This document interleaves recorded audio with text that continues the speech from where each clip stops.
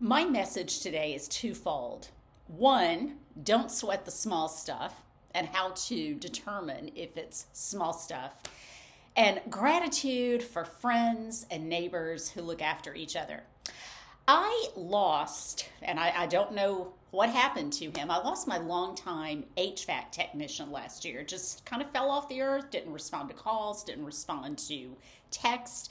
And so I'm really good about having my system cleaned and checked twice a year. And one of my neighbors, who's a realtor, referred me to a company that she works with, and they are fantastic. So I just had my system checked out a few weeks ago. Everything was good. And then this past Saturday, I facilitated the parish council retreat at my church. I'm on the parish council. So I was out the door at 8:15 in the morning, got home a little after 3, and my plan was to take a walk, and it was really cold, but it was a beautiful day. Take a walk, take a shower, go to mass, and then I had dinner plans. And so I walked in my house, and it was freezing, but I could hear the heat running. So I dropped everything. I go to the thermostat. The heat is running at 71, but the actual temperature in my house was 60. So minor freak out. I'm like, oh gosh, it's so cold. I cannot sleep in a cold house. I'm looking at the clock. I'm Googling when to use the emergency heat, this type of thing. I finally just called the company and they said, we'll send somebody out on Monday. He told me to run the emergency heat until it reached the temperature that I wanted it to reach and then to shut it off. And so had that going, called my neighbor. They had this high-tech heater, so they brought that over. And while I was getting ready for mass, I had that heater plugged in, running full blast. And in a different outlet in my bedroom, I dried my hair. And I blew a circuit or tripped a circuit, whatever. Could not get the circuit breaker to flip back. I got ready. I just took a deep breath. I go out. I get in the car to go to church. And I'm thinking, okay, we had a really great retreat today. Really great conversation. I have a good company, HVAC company, that's coming to my house on Monday. And I do have a heater that my neighbors let me use. And I can plug that in another bedroom and sleep in there. Fine. Didn't realize the power was off. I guess I did. I realized that before I left the house, that nothing in my bedroom was working. So I go to church, I go out to dinner, I come home. Miraculously, it's 70 degrees in my house with the normal heat running. So I had said a little prayer on the way home. I don't know if that had any effect on it, but I'm like, Lord, please just let my house be warm. It was warm, but the power was still out. And I still couldn't get the circuit breaker to switch. So I'm hauling all my stuff up and down the hall to the other bathroom, cleaning my face, cleaning my mouth. And I just took a deep breath. I said, this is a first world problem.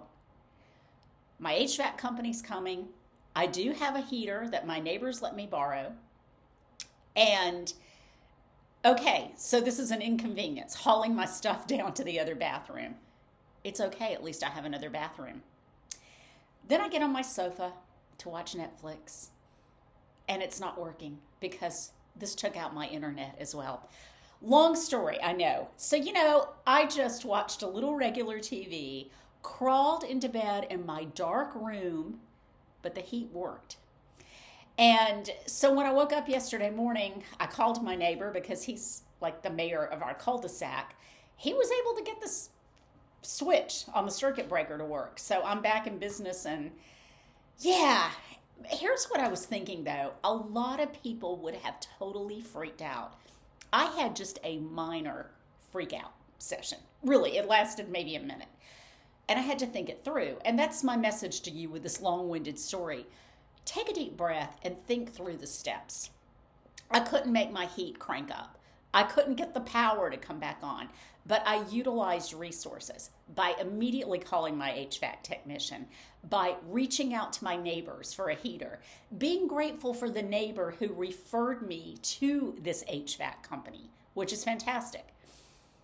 Just being grateful for a friend who actually invited me to stay at her house Saturday night in case I didn't have heat.